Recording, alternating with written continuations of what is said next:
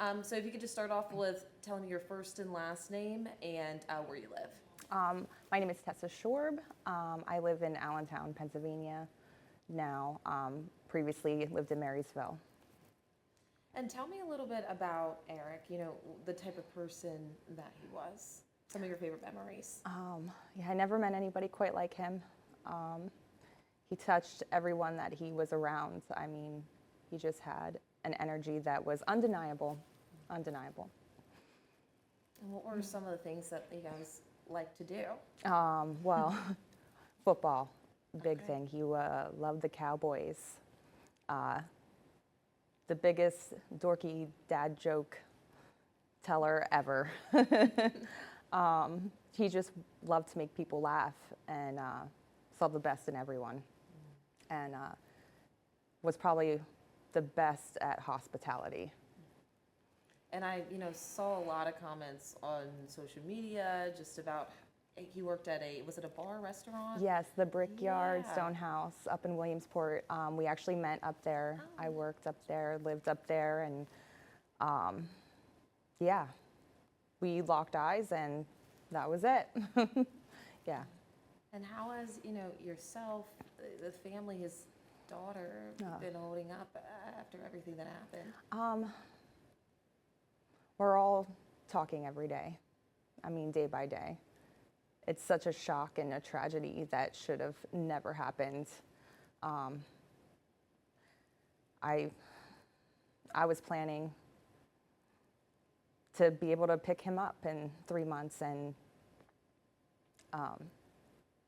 knowing that's not going to happen now, that I still feel like it's a nightmare.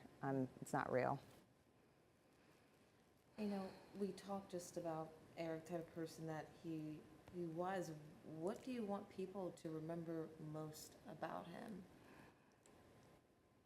How caring he was, how he loved everyone, didn't matter. He was not judgmental at all, there for everyone. Selfless. He was such a gentle soul. And I want people to be aware of the situation because things can change. I mean, for a simple DUI, and I'm not even sure why he was sentenced for 3 months. I thought it was going to be a weekend, and that wasn't the case. But I'm just so glad that I was with him that day, and I took him to court. You just cherish every single moment. Yeah. And I was going to touch on that, next. You were the person who took him. To court, yeah, the court that day. So tell us a little bit about that day. It was a little frantic, but I know he was nervous. I was nervous, but he was strong, and he's like, I just want to get this over with and move on. I need that, because he was willing. He knew he was wrong and just wanted to move on with his life. I know there was nothing I could do, but I mean, it wasn't even 24 hours from when I dropped him off at 1:30 to Wednesday when I got the phone call from the warden.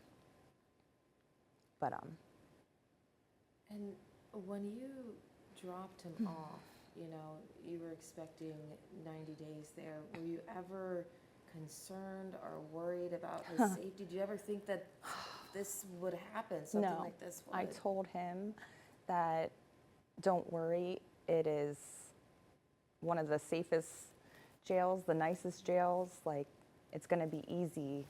You're going to get through it. And he was supposed to be on, I guess, the work release, but he didn't. He was in intake still. I guess you gotta be there for 48 hours when you first get in there. So he hadn't yet called me to let me know everything was okay.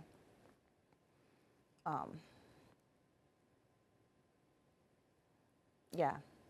And now I don't know exactly their processes, but obviously there's something that needs to change. When you talk about change, I mean, what would you like to see change? What are you hoping is different moving forward? Just more background checks, more secure, for they're not just inmates, they are family members and loved ones, and they deserve, to be safe. And they're in there serving their time, and their life should not be in jeopardy when they're doing that. I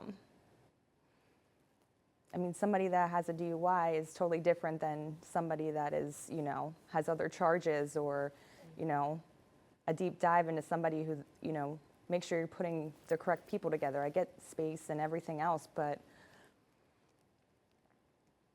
those people also deserve to be protected. Right. And have you heard anything from, police recently after the attack? Not too much. I know we have different meetings and everything coming up here. But I know he was sleeping on the top bunk, and it happened right after they put this guy in with him.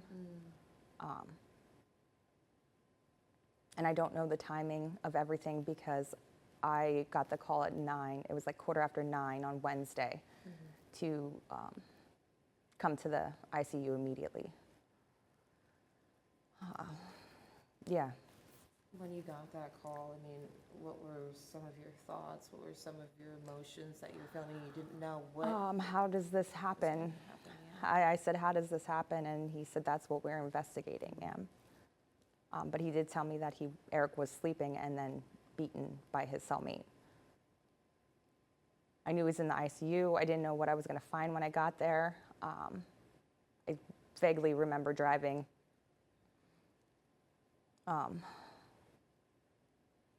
I don't know. I was not expecting the outcome. I was not ready for that.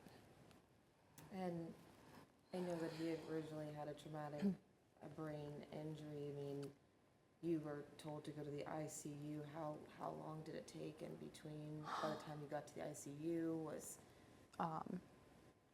By the time I got to the ICU and contacted his family to get there the next day, I was probably around 3 o'clock, or maybe 2. I'm not sure. I was there the whole time. Then did we find out that we had to make decisions. And hardest day of my life. I know all of our lives. This was just a senseless act of violence. If there was anything that you could say to the guy who did this to Erick, I mean, would you say anything to him? I don't know. I thought about that a lot.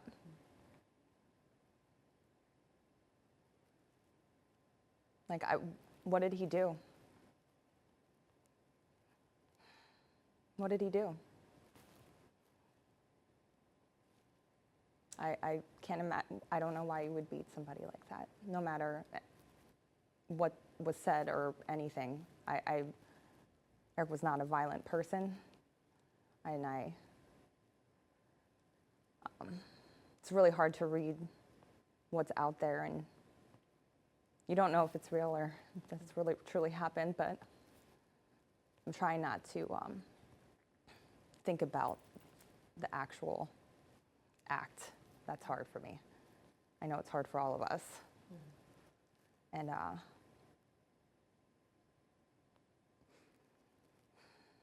whatever he was in there for, now it's changed. And he has forever changed a lot of people's lives. And he needs to know that Erick was so loved and you took him from us. I know you've also, received a lot of support, from the community, friends, strangers. Is there anything that we as a community can do to continue to help support you and the family during this difficult time? I feel telling his story is helping. Talking about it is helping all of us. We're just, we try to stay in contact every day, letting everyone know we're all in charge of different things, and splitting responsibilities. And but I know we want to tribute Erick's,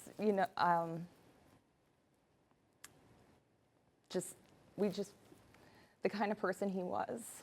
I feel like this story needs to be told, and something needs to happen, and people need to open their eyes to what is actually happening in our jails in Pennsylvania. Because I'm sure this is not the first, but we just happen to know about it. And Erick being Erick, there's a lot of people out there that feel the same way. I know that.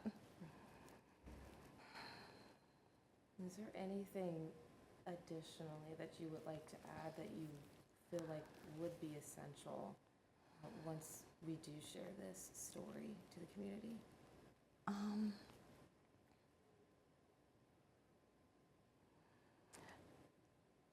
I know that penalties for DUIs have, recently gotten worse.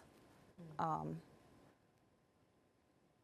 maybe there's a different way of handling that. I think somebody gets a DUI, don't throw them in jail. Offer the help, offer the counseling, make it mandatory, especially nowadays with what's going on in the world. I know that alcohol had a big role in my life growing up, and I feel a certain way about it for sure. And those people need help. And instead of throwing them in jail and that's their punishment,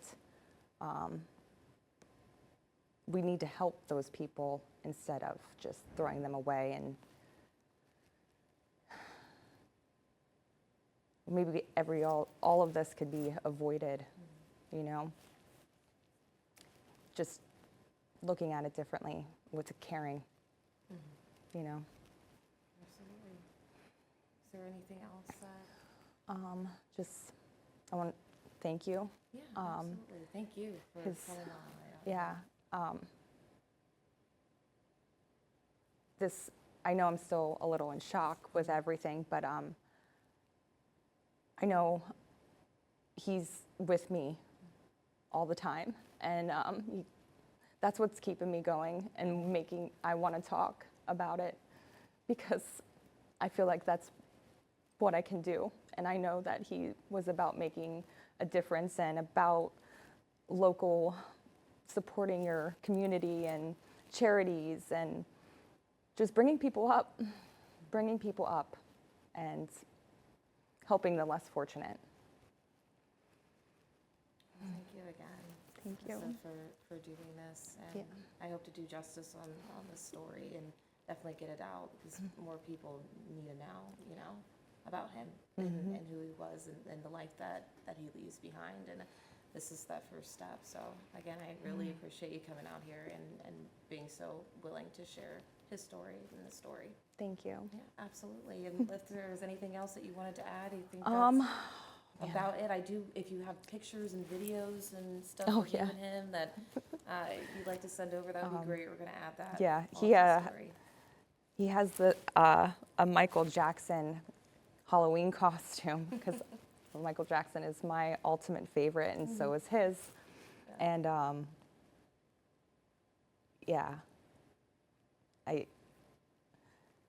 want to do something special with that, because I know everyone remembers him as MJ for Halloween. Yeah, that would be awesome. You should. You absolutely should. Yeah.